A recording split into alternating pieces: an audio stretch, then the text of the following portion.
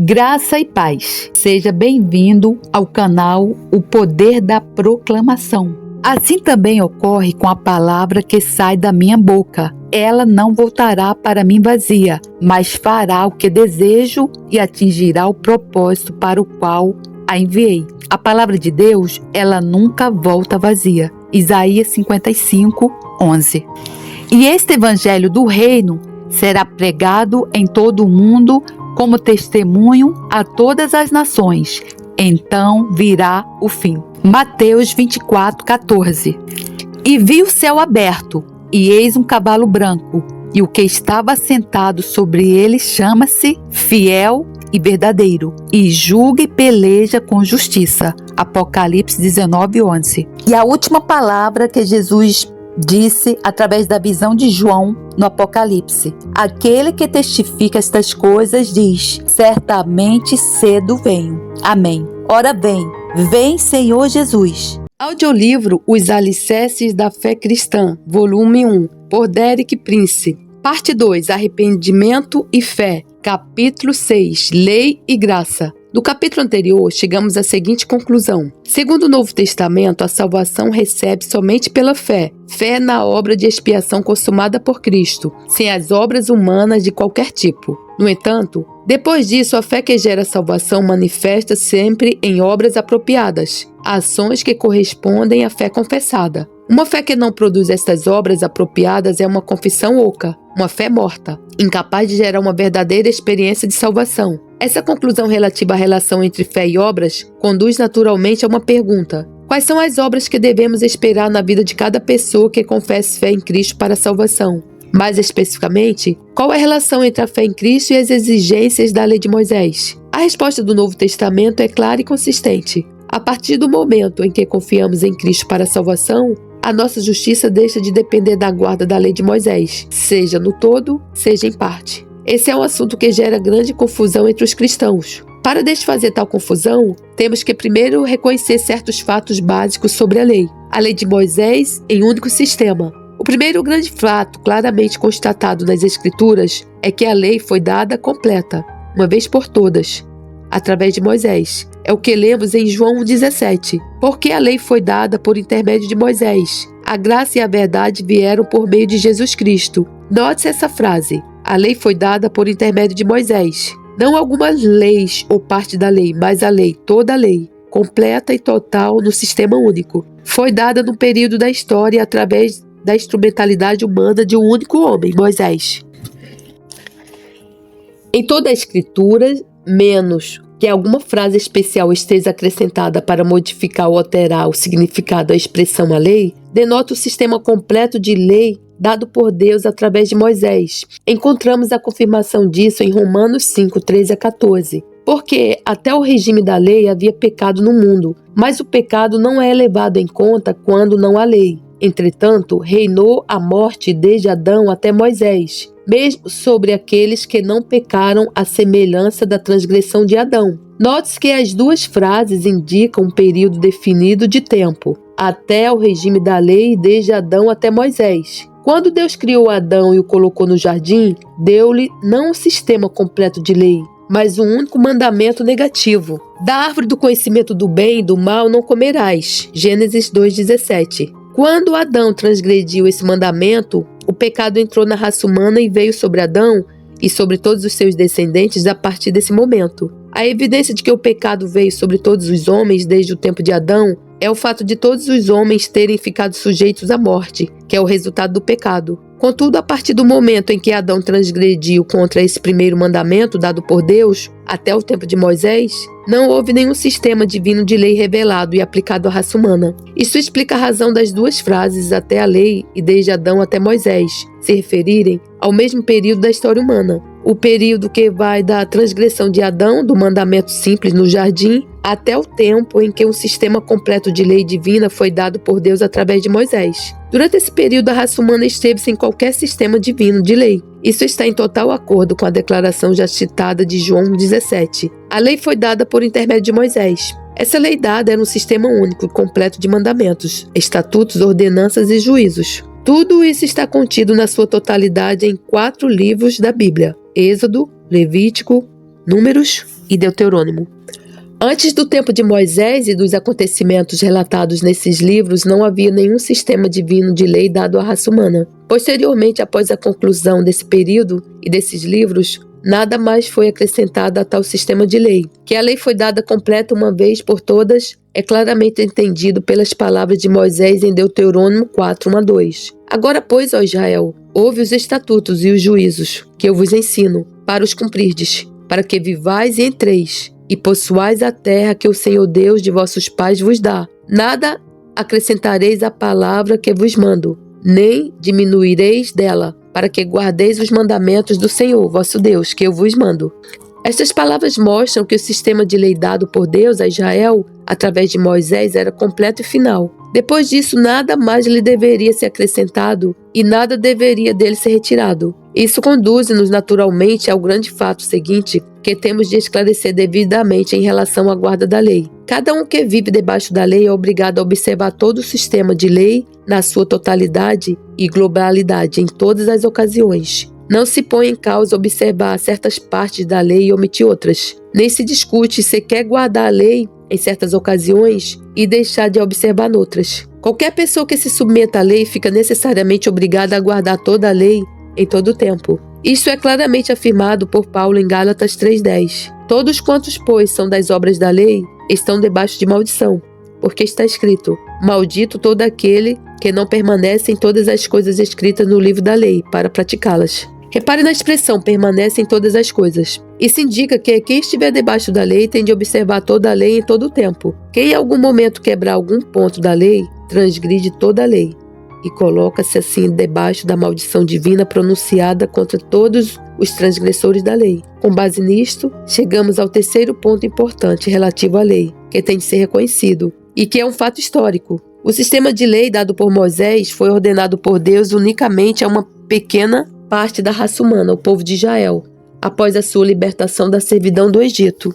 Em nenhum lugar da Bíblia sugere que Deus jamais intentasse que os gentios, quer como nação, quer como indivíduos, deveriam observar a lei de Moisés, no todo ou em parte. A única exceção a este fato é o caso de alguns gentios individuais que voluntariamente decidiram associar-se a Israel e colocar-se assim debaixo de todas as obrigações legais e religiosas que Deus impusera a Israel. O Novo Testamento chama prosélitos a tais gentios convertidos ao judaísmo. Assim podemos abreviadamente resumir os 3 fatos importantes que é necessário reconhecermos antes de estudarmos em detalhe a relação entre o crente cristão e a lei. Primeiro, a lei foi dada de uma vez por todas como um sistema único e completo, através de Moisés. Por isso, nada lhe pode ser acrescentado ou retirado. Segundo, a lei tem que ser sempre observada na sua globalidade, como um sistema único e completo. Quebrar uma parte da lei é quebrar toda a lei. Terceiro, como fato da história humana, esse sistema de lei nunca foi destinado por Deus aos gentios, mas apenas para Israel.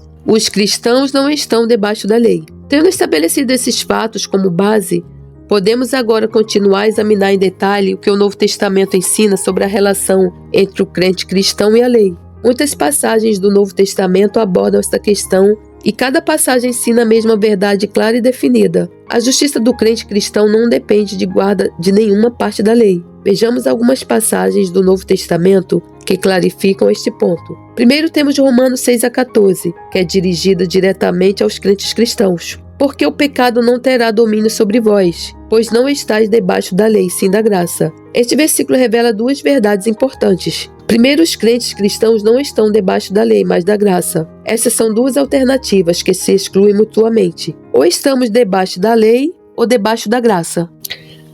Ninguém pode estar debaixo da graça e debaixo da lei ao mesmo tempo. Segundo a verdadeira razão pela qual o pecado não pode ter domínio sobre os cristãos, deve-se ao fato de eles não estarem debaixo da lei. Enquanto permanecermos debaixo do domínio da lei, estaremos sob o domínio do pecado. Para se escapar ao domínio do pecado, é necessário deixar de permanecer sob a lei. Isto é confirmado pelo que Paulo diz em Coríntios 15:56. O aguilhão da morte é o pecado e a força do pecado é a lei. Realmente a lei reforça o domínio do pecado sobre os que estão debaixo da lei. Quanto mais tentarmos cumprir a lei, tanto mais conscientes nos tornarmos do poder do pecado em nós, a exercer domínio sobre nós, mesmo contra a nossa vontade, frustrando qualquer tentativa de se viver pela lei. A única forma de escapar a esse domínio do pecado é sair de debaixo da lei e viver sobre a graça. A mesma verdade é de novo expressa por Paulo em Romanos 7, 5-6. Porque quando vivíamos segundo a carne, as paixões pecaminosas, postas em realce pela lei, operavam em nossos membros, a fim de frutificarem para a morte. Agora, porém, libertados da lei, estamos mortos para aquilo em que estávamos sujeitos, de modo que servimos em novidade de espírito, e não na caducidade da letra. Aqui Paulo diz que os que estão debaixo da lei estão sujeitos às paixões do pecado, na sua natureza carnal, que os leva a produzir fruto para a morte. Mas nós, como crentes cristãos, somos libertos da lei, para podermos servir a Deus não segundo a letra da lei, mas em novidade da vida espiritual que recebemos pela fé em Cristo. De novo em Romanos 10:4, Paulo diz: porque o fim da lei é Cristo, para a justiça de todo aquele que crê. Assim que cremos pela fé em Cristo para a salvação, é determinado o fim da lei para nós, como meio de alcançar a justiça. Aqui, Paulo é muito cauteloso e preciso no que afirma. Não diz que a lei, enquanto palavra de Deus, termina. Pelo contrário, a palavra de Deus permanece para sempre. A lei termina para o crente como um meio de alcançar a justiça. A justiça do crente já não depende da guarda da lei no todo ou em parte, mas apenas da fé em Cristo. A verdade que a lei como meio de justiça terminou com a morte expiatória de Cristo na cruz é afirmada de novo por Paulo em Colossenses 2, 13-14. E a vós outros que estáveis mortos pelas vossas transgressões e pela circuncisão da vossa carne, vos deu vida juntamente com ele, perdoando todos os vossos delitos, tendo cancelado o escrito de dívida, que era contra nós e que constava de ordenanças, o qual nos era prejudicial, removeu inteiramente, encravando-o na cruz. Aqui Paulo diz que pela morte de Cristo, Deus cancelou o escrito de dívida que era contra nós. Paulo não fala do cancelar dos pecados, mas do cancelar do escrito de dívida. Essa palavra seria melhor traduzida por ordenanças. Essas ordenanças são as ordenanças da lei que se levantam entre Deus e os que as transgredirem, e, portanto, tinham de ser retiradas para Deus poder derramar sua misericórdia e perdão. A palavra ordenanças denota aqui todo o sistema de lei que Deus ordenou através de Moisés, incluindo aquela seção particular da lei que nós conhecemos por os 10 mandamentos, confirmado por Paulo em Colossenses 2,16. Ninguém, pois, vos julgue por causa de comida e bebida, ou dia de festa, ou lua nova ou sábados. A palavra pois, no início deste versículo indica uma ligação direta com o que foi afirmado nos 2 versículos anteriores, ou seja, o riscado das ordenanças da lei através da morte de Cristo. Igualmente, a referência aos sábados no final do versículo indica que a guarda religiosa do dia de sábado estava incluída entre essas ordenanças que foram afastadas. No entanto, o mandamento de observar o dia de sábado é o 4º dos 10 mandamentos. Isso indica que os 10 mandamentos estão incluídos na totalidade das ordenanças da lei que foram afastadas e retiradas pela morte de Cristo. Isso confirma o que já afirmamos que a lei, incluindo os 10 mandamentos, é um sistema único e completo, que se mantém como um todo. Como meio de alcançar a justiça, foi apresentada como um sistema único e completo por Moisés, e foi cumprida como um sistema único e completo por Cristo. Temos uma confirmação posterior disso nas palavras de Paulo em Efésios 2, 14-15.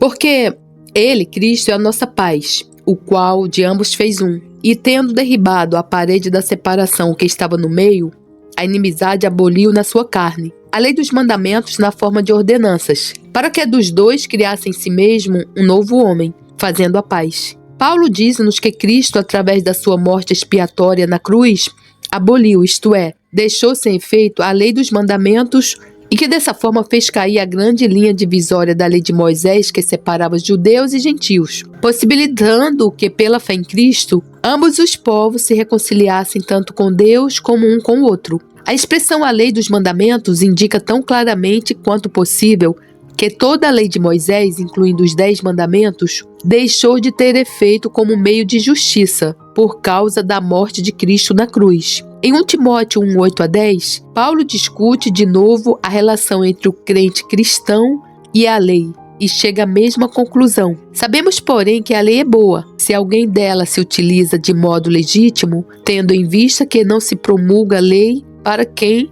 é justo, mas para transgressores e rebeldes, irreverentes e pecadores, ímpios e profanos, parricidas e matricidas, homicidas, impuros, sodomitas, raptores de homens, mentirosos, perjuros, e para tudo quanto se opõe à sã doutrina. Aqui Paulo define dois tipos de pessoas, de um lado o justo, do outro aqueles que são culpados de vários pecados enumerados na lista de Paulo. Uma pessoa culpada desses pecados não é um verdadeiro crente cristão. Tal pessoa ainda não foi salva do pecado pela fé em Cristo. Por outro lado, quem confia em Cristo para a salvação já não é culpado de tais pecados. Foi justificado, foi feito justo, não com a sua própria justiça, mas com a justiça de Deus que é através da fé em Cristo para todo aquele que crê. Paulo afirma que a lei não foi feita para o justo que não está debaixo do domínio da lei. De novo em Romanos 8,14, Paulo diz: pois todos os que são guiados pelo Espírito de Deus são filhos de Deus, ou seja, os verdadeiros filhos de Deus são os que são guiados pelo Espírito de Deus. Isso é que os distingue como filhos de Deus, relativamente a tais pessoas. Paulo diz em Gálatas 5,18: mas se sois guiados pelo Espírito, não estais sob a lei. Assim, aquilo que distingue os verdadeiros filhos de Deus é ser-se guiado pelo Espírito de Deus, o que também significa que tais pessoas já não estão debaixo da lei. Podemos dizer isso de um modo sucinto e pessoal. A evidência de seres um verdadeiro filho de Deus pela fé em Cristo é seres guiado pelo Espírito Santo de Deus. Mas se fores guiado pelo Espírito de Deus, então não estás debaixo da lei. Portanto, não podes ser filho de Deus e estares ao mesmo tempo debaixo da lei. Mais claramente ainda, os filhos de Deus não estão debaixo da lei. Podemos ilustrar este contraste entre a lei e o Espírito com o exemplo de tentar descobrir o caminho para um determinado lugar de duas maneiras diferentes, por meio de um mapa e por meio de um guia pessoal. A lei corresponde ao mapa, o Espírito Santo corresponde ao guia. Debaixo da lei é entregue à pessoa um mapa atualizado e detalhado e é-lhe dito que se seguir sem falhas cada detalhe do mapa, este levá-la-á da terra ao céu. No entanto, nenhum ser humano conseguiu jamais cumprir sem falhar o mapa, ou seja, nenhum ser humano conseguiu fazer a viagem da terra ao céu cumprindo integralmente a lei sem errar em um único preceito. Sob a graça, entregamos-nos a Cristo como Salvador que nos envia o Espírito Santo para ser nosso guia pessoal. O Espírito Santo, que já veio do céu, conhece o caminho para lá e não necessita do mapa. Isto é, o crente em Cristo, que é guiado pelo Espírito Santo, apenas necessita de seguir este guia pessoal para chegar ao céu e não precisa das instruções do mapa, que é a lei. Portanto, o Novo Testamento ensina perfeita e logicamente que os que estão debaixo da lei são guiados pelo Espírito de Deus e não dependem da lei. Concluímos, portanto, que Deus realmente nunca esperou que os homens alcançassem a verdadeira justiça através da guarda da lei no todo ou em parte. Essa conclusão levanta naturalmente uma pergunta interessante. Se Deus nunca esperou que os homens alcançassem a justiça pela guarda da lei, por que razão a lei foi dada aos homens? Abordaremos essa questão no capítulo seguinte. Glória a Deus, louvado seja o nosso Senhor, por todos os séculos dos séculos. Amém. E você, irmão, o que você escolhe? Está debaixo da lei, impossível de cumpri-la, ou debaixo da graça do nosso Senhor Jesus Cristo? Eu escolho viver debaixo da graça do nosso Senhor Jesus Cristo, para a honra e glória do seu nome. Portanto, que a graça do nosso Senhor Jesus Cristo, o amor de Deus e a comunhão do Santo Espírito estejam com nós todos, em nome do Senhor Jesus. Amém.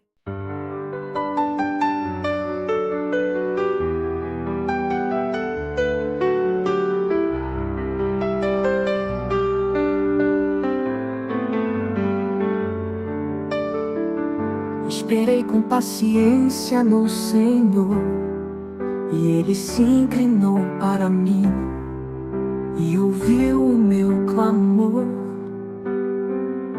Tirou-me de um lago horrível, de um charco de lodo, pôs os meus pés sobre uma rocha, firmou os meus passos e pôs um novo cântico na minha boca, um hino ao nosso Deus. Muitos o verão e temerão e confiarão no Senhor. Bem-aventurado o homem que põe no Senhor a sua confiança e que não respeita os soberbos, nem os que se desviam para a mentira. Muitas são, Senhor meu Deus, as maravilhas que tens operado para conosco. e os teus pensamentos não se podem contar diante de ti. Se eu os quiser anunciar e deles falar, são mais do que se podem contar. Sacrifício e oferta não quiseste, os meus ouvidos abriste. Holocausto e expiação pelo pecado não reclamaste. Então disse: eis aqui venho, no rolo do livro de mim está escrito: deleito-me em fazer a tua vontade, ó Deus meu. Sim, a tua lei está dentro do meu coração. Preguei a justiça na grande congregação. Eis que não retive os meus lábios, Senhor, tu sabes. Não escondi a tua justiça dentro do meu coração. Apregoei a tua fidelidade, a tua salvação. Não escondi da grande congregação a tua benignidade e a tua verdade. Não retires de mim, Senhor, as tuas misericórdias. Guarda-me continuamente a tua benignidade e a tua verdade, porque males sem número me têm rodeado. As minhas iniquidades me prenderam de modo que não posso olhar para cima. São mais numerosas do que os cabelos da minha cabeça. Assim desfalece o meu coração. Digna-te, Senhor, livrar-me, Senhor, apressa-te em meu auxílio. Sejam alma confundidos e envergonhados os que buscam a minha vida para destruí-la. Tornem atrás e confundam-se os que me querem mal. Desolados sejam em pago da sua afronta os que me dizem: ah, ah. Foguem alegres em ti os que te buscam. Digam constantemente os que amam a tua salvação: magnificado seja o Senhor. Mas eu sou pobre e necessitado. Contudo, Senhor, cuida de mim. Tu és o meu auxílio e o meu libertador. Não te detenhas, ó meu Deus.